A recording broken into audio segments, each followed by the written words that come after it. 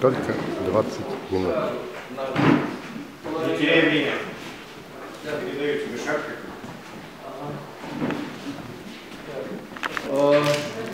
Не хлопать мне, потому что это последние секунды каждого стихотворения как бы отнимает или новость в следующем.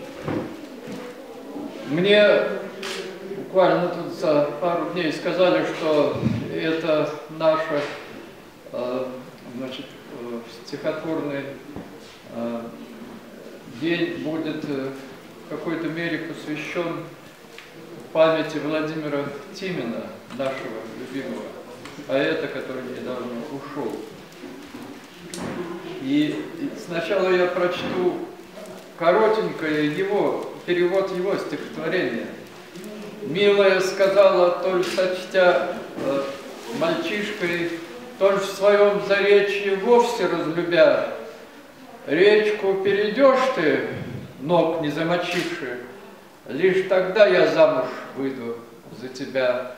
Дни прошли, недели, все-то мне не мило, милая вдруг манит счастьем впереди. Позвонила, видишь, сысла застыла. Уговор наш вспомни, жду я, приходи». Ну и вот это за короткое время, готовя вот все прочие стихи, я так вот экспромтом, думаю, не очень качественно сделал, как обычно там на юбилее там пишу только для самого, так сказать, юбиляра. Но все-таки написал Владимиру Тимину так вот на скорую руку.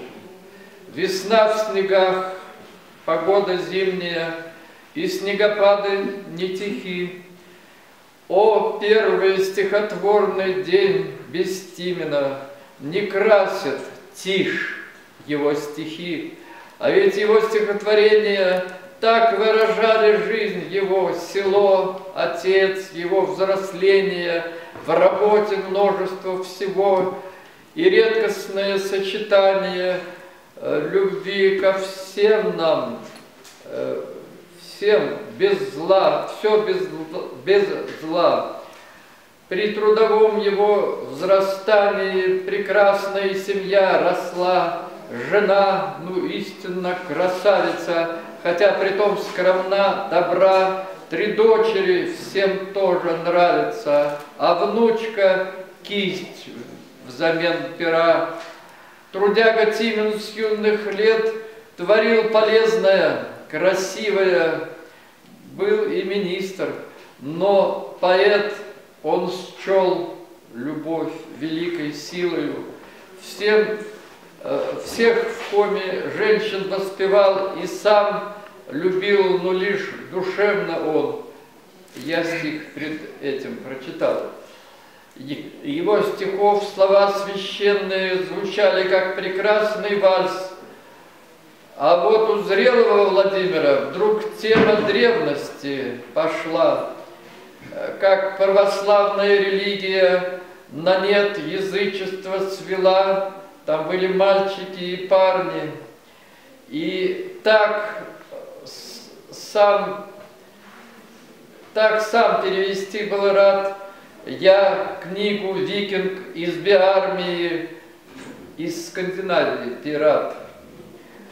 На кораблях зырян пограбили, один вдруг мальчика увез, и стал тот викингом. Но главное, корабль вновь викингов привез уже для мирного общения, торговли, но погиб герой. То было 1000 лет назад, не менее.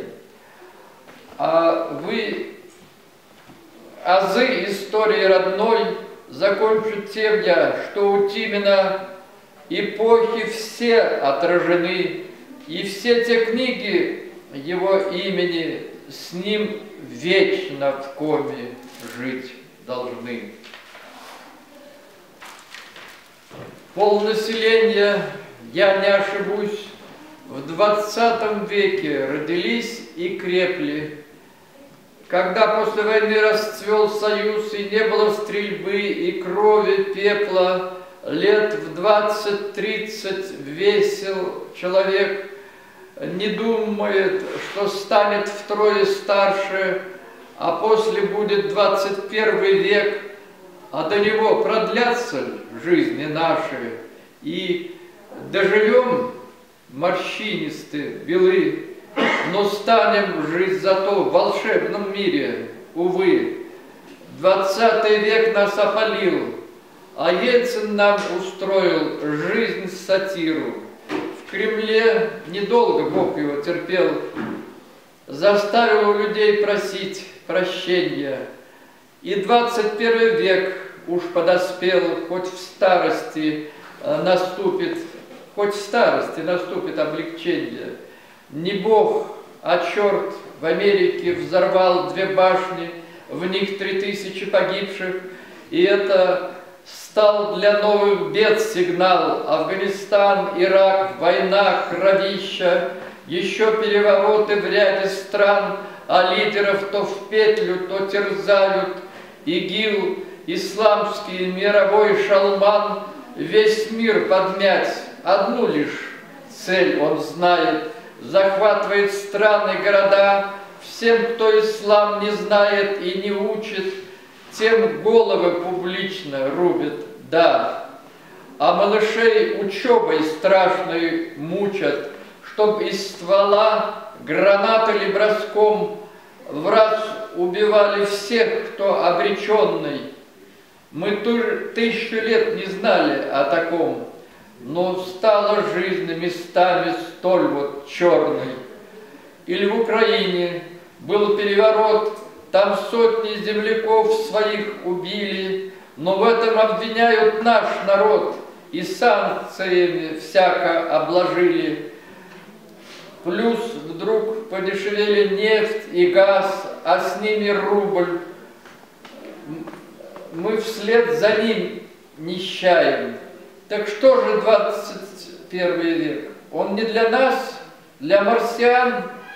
Глядь, скоро их встречаем. Ну, на самом деле сейчас все время часто идет разговор о том, что вот надо готовиться к переселению всех землян на Марс. В передаче «Военная тайна» все сильнее пугают наш век.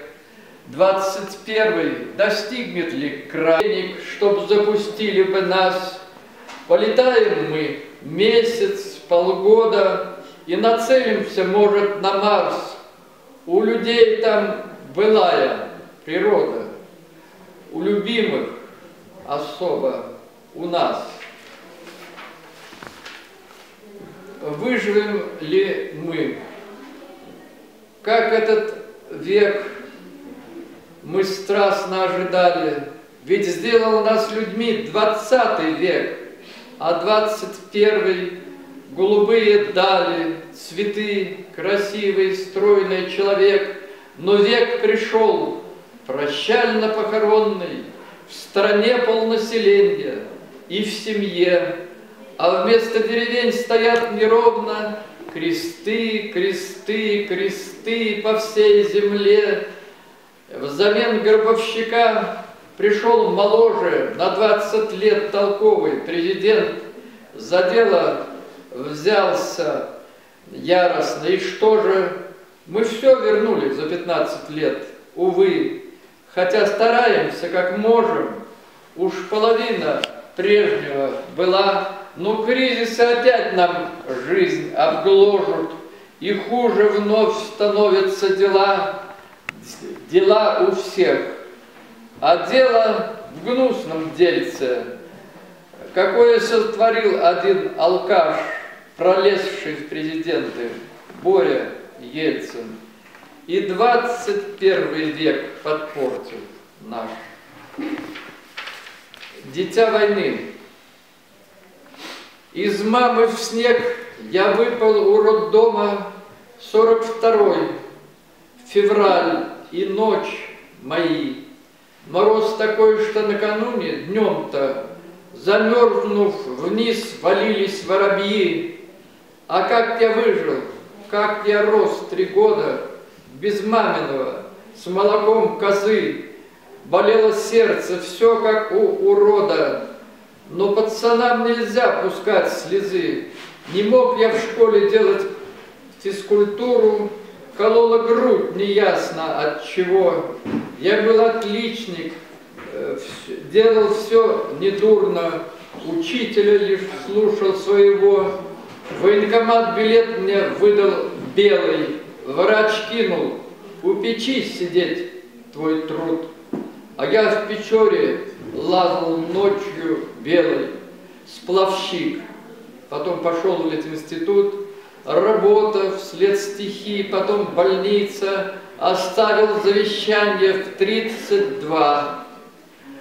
Но еще долго жил, писал, трудился, умру, оставлю с рифмами слова. Так. Выпала година. Такая выпала година, нас давит кризисами мир. На Западе же в магазинах у богачей товар кумир.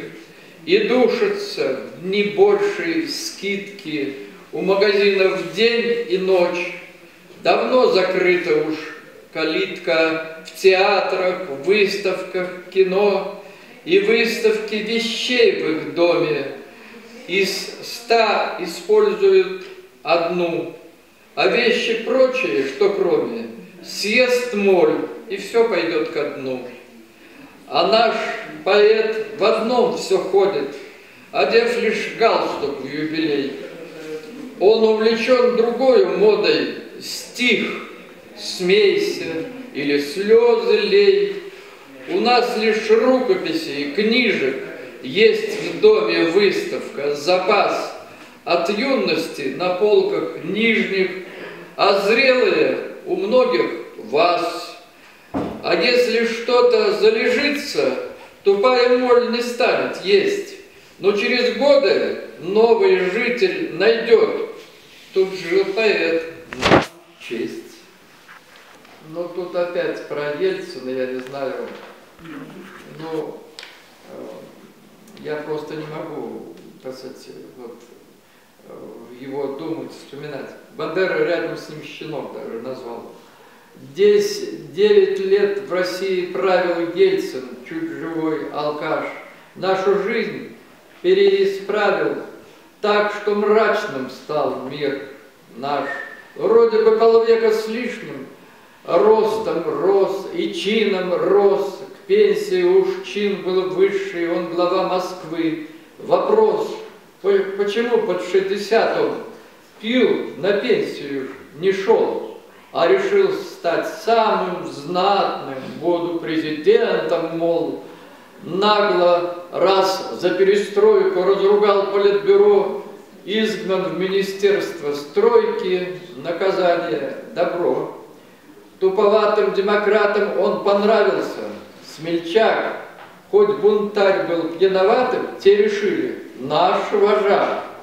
И поддерживали всяко, поднимая вверх во власть, депутат, вслед их вожак он, президент, чем горд он всласть. СССР он рушил, в страны свел республики его. СССР уж нету, понимаешь. Странно, Горбачев-то ничего против этого не сделал и советскую сдал власть. А за ельцинские 9 лет могло бы все пропасть. Но ушел туманно Ельцин. Я, понимаешь, не все осуществил. Сделал сей верзила дельце, все вернуть не хватит сил. Чем до ныне я живу, чем дольше я на сей земле живу, особенно последних 20 лет, тем больше вижу все, и я плыву со всем своим народом на тот свет. Назад полвека был я пацаном, дитя войны, тщедушен, ростом мал, но проволоку, гвозди нес и в дом, и сам себе игрушки создавал, и делал западни для ловли птиц, и бредень карасей ловить связал, и всех учеников и учениц был лучше, получив в конце медаль. На север после вуз меня послал. Был только инженером сплава тут? Нет. Лекции читал, стихи писал, заочно кончил и Литинститут. Был нашим делом праздников накал. День молодежи, проводы зимы. Когда меня позвали в Сыктывкар, и тут культуру зажигали мы. 12 лет я возглавлял бюро писателей, мы слали выступать. И вот тогда стихами забрало рабочих, мастеров, заводов знать. Поэтому считайте 40 лет. Тогда 100 раз, теперь раз 5 в году мы соберемся, чтобы стихи читать. В цех, в клуб, у сотни взрослых на виду. Сперва не так, внимательней потом, они бесшумно вслушивались в нас, пусть половина нас в миру ином. Но там и тут звучал бессмертный глаз. Но вот когда погиб советский строй, то в страшных 90-х, эту мать, народ лишь выживал одним нутром, дичая мозгом, и не стал писать, не стал читать.